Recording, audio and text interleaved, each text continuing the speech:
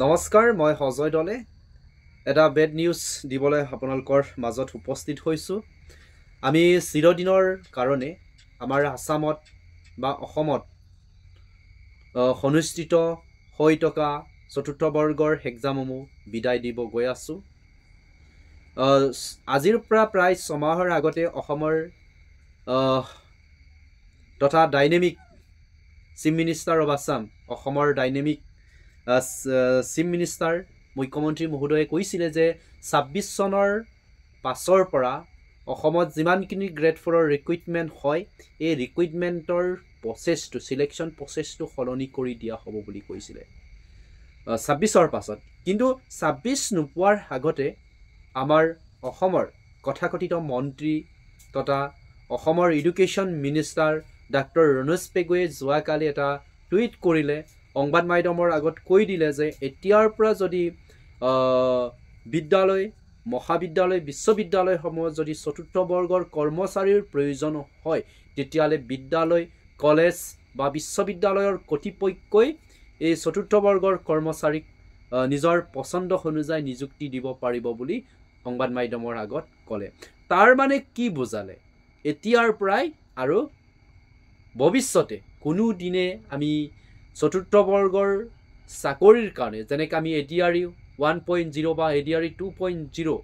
all over আসামত state লেভেলত যেনেকৈ আমি চতুৰ্থ বৰ্গৰ চাকৰিৰ কাৰণে একেলগে এক্সাম দিছিলোঁ এই এক্সামটো কিন্তু এতিয়াৰ পৰা আৰু দিব নাপায় এইটো ক্লিয়াৰকে কৈ দিলে ক্লিয়াৰ কৈ দিয়া মানে যেটো কৈছে যে বিদ্যালয় প্ৰধান কলেজৰ প্ৰিন্সিপাল বিশ্ববিদ্যালয়ৰ কৰ্তৃপক্ষই দিব পাৰে তাৰ মানে কি হয় চতুৰ্থ বৰ্গৰ কাৰণে আৰু ৰিক্ৰুইটমেণ্ট প্ৰচেছটো নোলায় এটো 100% ফিক্স হ'ল এতিয়াৰ পৰা সকলোৱে চতুৰ্থ বৰ্গৰ চাকৰিৰ কাৰণে একেলগে এক্সাম দিব নাপায়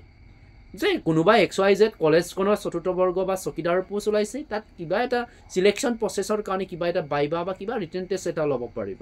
কিন্তু সম্পূৰ্ণৰূপে এই প্ৰচেছটো নিখা নহ'ব যেনেকৈ আগতে একদম ক্লিনলি হৈছিলে কোনো কেলেংকাৰী নাছিলে অসমৰ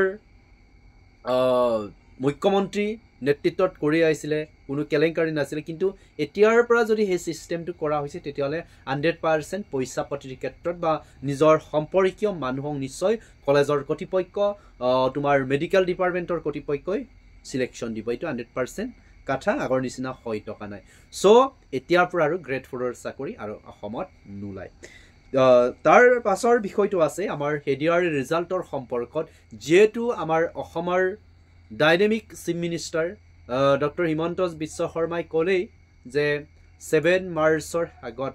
এডিআৰই 2.0 ৰিজাল্ট ঘোষণা কৰি দিয়া হ'ব সো আপোনালোকে এডিআৰই ৰিজাল্ট 7 মাৰ্চত দিব বুলি ভাবিত আৰু সেইদিনাই দিব এইখিনি 100% চিয়ৰ যেটো আমাৰ ডাইনেমিক হ'ল আমাৰ সময়ৰ আপেক্ষে সলনি হ'ব পৰা কথা হঠাতে সলনি কৰিব পৰা উল্টা পাল্টা কৰিব পৰা অসমৰ মুখ্যমন্ত্ৰী যেতিয়া কৈছে 100% এইখিনি ক'বই মই বেয়া দিশত কোৱা নাই দেই অসমৰ মুখ্যমন্ত্ৰী মহোদয় আই ৰেসপেক্ট ইউ অলৱেজ এতিয়া তাৰ বিষয়তে আৰু এটা বিষয় জড়িত আছে যে এতিয়া মানে এতিয়া আজি কৈ দিলে যে এডিআৰই ৰিজাল্টৰ সম্পৰ্কত এটা ফোন নম্বৰ মুকলি কৰা হ'ব কন্টেক্ট নম্বৰ যদি সেই ফোন নম্বৰত যে কোনোবাই যদি বিএ পাস কৰি পেলাই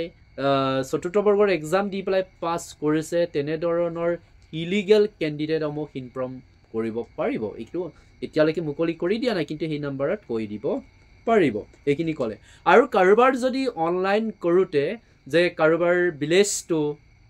সলনি হৈছে কাৰোবাৰ জেন্ডাৰটো সলনি হৈছে মেল ফিমেল অল্টাৰনেটিভ হৈ গৈছে এইটোক লৈ চিন্তা কৰিব নালাগে কিয় নালাগে বুলি কৈছো যেতিয়া ডকুমেন্টস ভেৰিফিকেশন হ'ব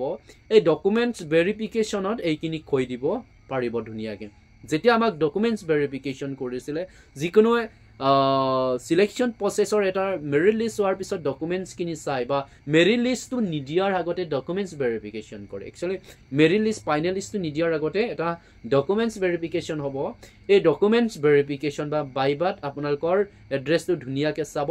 যদি আপোনালোকৰ তেনে ধৰণৰ যদি কিবা প্ৰবলেম আছে দেন সেই সময়ত আপোনালোকে জনাব পাৰিব আপোনালোকৰ কিবাখিনি এইটোতো চাৰ্টিফিকেটৰ লগত কথা নাই জাষ্ট মেল ফিমেলটো অনলাইন কৰোঁতে অল্টাৰনেটিভ হৈছে তাৰ লগত একো প্ৰব্লেম নাই এইখিনি লৈ চ' এডিআৰ ৰিজাল্টটো হাই আছে আৰু আপোনালোকৰ পৰা এটা বিষয় জানিব বিচাৰিছোঁ যদি অসমত যদি চতুৰ্থ বৰ্গৰ নিযুক্তি প্ৰক্ৰিয়া বা চিলেকশ্যন প্ৰচেছটো যদি এনেধৰণৰ নিৰ্দিষ্ট কৰ্তৃপক্ষক বা নিৰ্দিষ্ট ডিপাৰ্টমেণ্টে দিয়া হয় তেতিয়াহ'লে নিশ্চিতভাৱে আগৰ চিলেকশ্যন প্ৰচেছত যেনেকৈ আমি আশা কৰিছিলোঁ নিশা হৈছিল কিন্তু এনেধৰণে এতিয়াৰ পৰা নাথাকিব চ' সকলোকে নিজৰ নিজৰ মতামতসমূহ কমেণ্ট ছেকশ্যনত শ্বেয়াৰ কৰিবলৈ মোৰ তৰফৰ পৰা আহ্বান থাকিলে ধন্যবাদ